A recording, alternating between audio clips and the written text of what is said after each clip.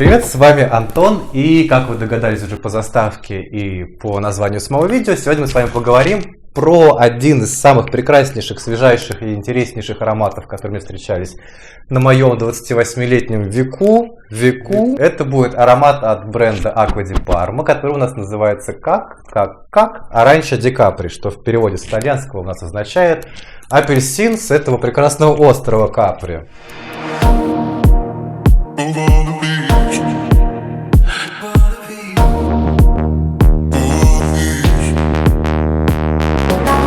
Капри у нас известен чем? Капри — это солнце, море, остров, дорого, красиво, вкусно. В общем, в принципе, этот аромат все это и символизирует собой. Вкратце немножко расскажу, наверное, про историю самой марки. Не знаю, все, может быть, не знают, не знают. И я вот расскажу, если, мне язык не заплетется.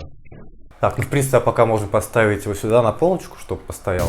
Ну вот, пусть стоит такой весь красивый, радостный.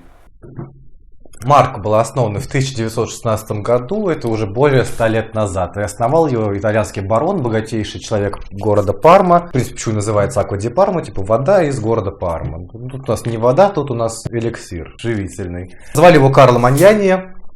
Он много путешествовал, много вообще был таким знатным вельможей, как сказать, на русский манер. Он путешествовал по всей Европе, скатался даже в Америку. И после всех путешествий понял, что все ароматы, которые в то время были актуальны и производились, они все были очень тяжелыми, громоздкими, они загораживали собою самого человека и были очень вообще тяжелые для всего этого, для дела. И Карло такой: так, это не дело, я хочу сделать для себя аромат, чтобы вот я помылся с утра, побрился, попшикался, нанес его, и у меня легкая свежесть и ощущение чистоты на весь день. Карло итальянец захотел, Карло итальянец и сделал. Вот, получился у него прекрасный одеколон. Тогда его и назвали Acqua di Parma колония. Одеколон у нас означает, то есть вода из Кёльна, где в Кёльне сначала он был придуман первыми итальянцами, которые там обосновались. Но это не суть. И так с 1916 года началась история этой марки. Жили они припеваючи, потом не особо припеваючи после войны. Все-таки Италия, Муссолини, вот это все немножко подпортило всем репутацию.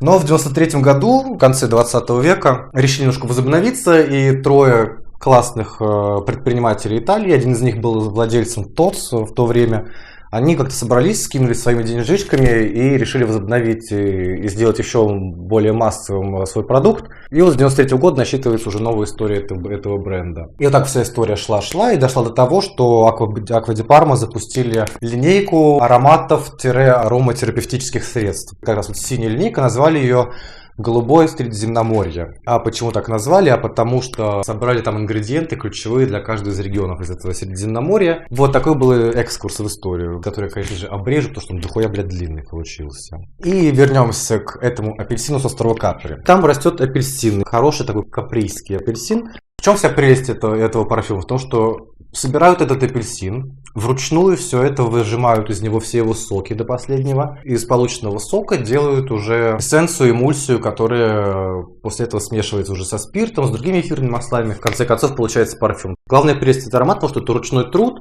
мастерство, которое передавалось из поколения в поколение мастерами этой марки. Ничто не забыто, никто не забыт, поэтому вот всем работа есть, у всех ручки заняты. Ну и самая главная ценность этого аромата в том, что он, из-за того, что он ароматерапевтический, вот именно апельсин Капри, он направлен на то, чтобы тонизировать, бодрить, поднимать настроение тому, кто его использует. То есть в рамках этой линейки есть разные ароматы, есть миртовый, он нацелен на успокоение, то есть он так успокаивающим эффектом обладает. Этот, наоборот, вам погрустнело, вы, там, не знаю, приуныли, как собачья в проруби. Немножко... В общем, вы приуныли, такие хоп-хоп, это не дело, взяли, нанесли, попшикали, понюхали, все, сразу у вас эндорфин заиграл в крови, счастье, вспомнили, как вы катались в отпуск несколько лет назад, когда не было еще этого вируса, и вот... Когда доллар был 30, вообще шиковали. Вспомнили роскошные времена, представили, что вы итальянский барон Карло.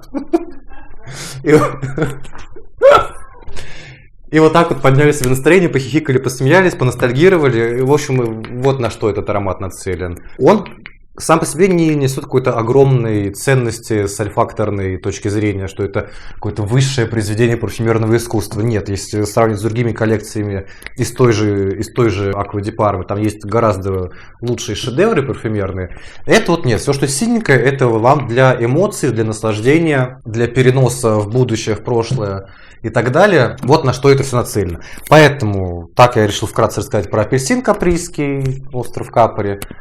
Советовать, не советовать, покупать, не покупать, решайте сами, хочется ли вам испытать эти эмоции, но как вариант просто зайти там в Яблоко, в Ревгош, в Артиколе, в ГУМе, зайти, послушать его, потестить, это я вам советую, особенно сейчас зима, безумно холодно, хочется ощутить чего-то теплого, веселого, яркого, итальянского, поэтому милости прошу, пробуйте, и самое главное, вот если вы решите, если вы еще не знакомы с этим, попробовали, послушали, понюхали, напишите потом в комментариях обязательно, мне интересно послушать ваше мнение, какие у вас идут ассоциации с этим ароматом, что у вас приходит на ум, когда вы его слышите, и вообще интересно послушать ваше мнение.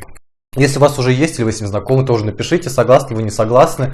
Мне будет интересно это все почитать, послушать и обсудить с вами.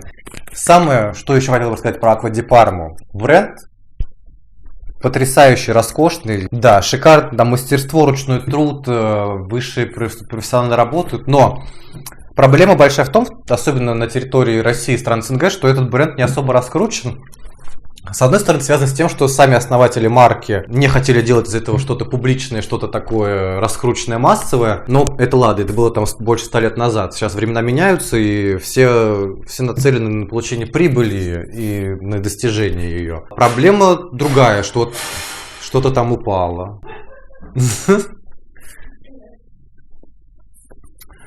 Вот, и проблема, особенно в России, в том, что этот бренд практически не рекламируется, то есть узнать о нем можно, я не знаю, если случайно раз в миллиард лет вам попадется реклама в Инстаграме, и то просто вообще не факт, скорее на Фейсбуке, и то если вы англоговорящий Фейсбук у вас на английском языке, там может и появится. Времечко. И больше шансов у вас узнать про эту марку, только если зайдете в то же самое Ревгош или Золотое Яблоко, увидите что-то желтенькое, синенькое, и написано на итальянском. И при условии, что если вам попадется очень хороший консультант, тогда, возможно, вы узнаете больше про эту марку, узнаете больше про историю и про вообще все положительные плюсы, которые они имеют. Вот. Поэтому как раз вот еще одна из целей, которую я решил снять это видео, рассказать именно про Аква ди Парма, потому что я очень люблю этот бренд, и мне обидно, что он очень многое недополучает с российского рынка. Сразу скажу, я от них ничего не получаю, к сожалению. Так, если что, Аква ди Парма Россия, LVMH, российский офис, если вы смотрите это видео, дайте мне знать и пришлите мне чек. Точнее, я вам пришлю, вы его оплатите. Это была шутка. Поэтому хочу очень поделиться, чтобы вы для себя открыли что-то новое, и чтобы это было для вас полезно. На этом я заканчиваю, потому что Анастасия там уже просит что-то. Вот, поэтому на этом я решил закончить. Всем большое спасибо, что посмотрели. Не обязательно ставить лайки, много-много лайков, подписываться, ставить комментарии и делиться со своими друзьями, чтобы они тоже посмотрели это классное видео, узнали что-то новое и радовались жизни, как и все мы. Давайте всем пока-пока и до новых встреч. Как бы никто толком не говорит, обзоры не делает. Они стоят в магазинах, и народ не знает вообще, никто не надо. Точно, вот, блядь, вот у меня просто подруга гений.